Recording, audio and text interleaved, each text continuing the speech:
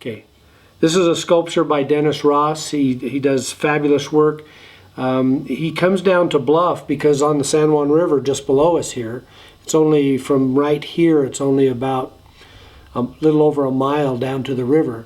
And there are some elbows, some curves in the river that when we get high water, it'll push up any driftwood that is in the river, and we see a lot of cottonwood because that's about the only kind of tree. So any wash or anything that is emptying into the San Juan River, that if it washes out a tree or the likes, it'll bring it down and they'll wind up on these curves, these beaches. And Dennis comes down and he looks through them. He's really funny. He'll come in and he'll say, "Hey, I need a swimmer today. I need someone to swim the river for me and get the wood." No one ever volunteers. It's too darn cold down there. But he finds some really good pieces. He takes them home.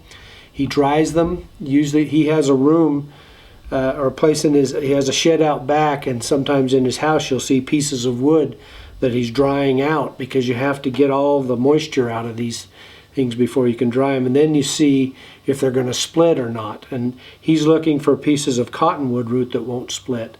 And as he's told us that cottonwood root is very fibrous, very tight, and the root of the tree is even more so than the upper part.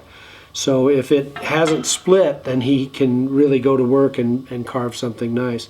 And in this case, he's carved this corn maiden. And you can see on the back, he's put in the corn. Corn is a symbol of life.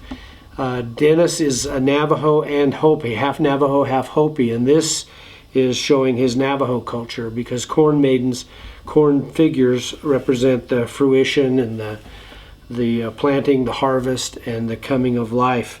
And you'll see that it has the yellow corn in here, and it represents the corn pollen, and the west. Yellow corn represents the west. But he's done some very fine work, fine detail. You can see the flow, the movement in his pieces. Hair is very fine. It has the blue face, showing that she is a female.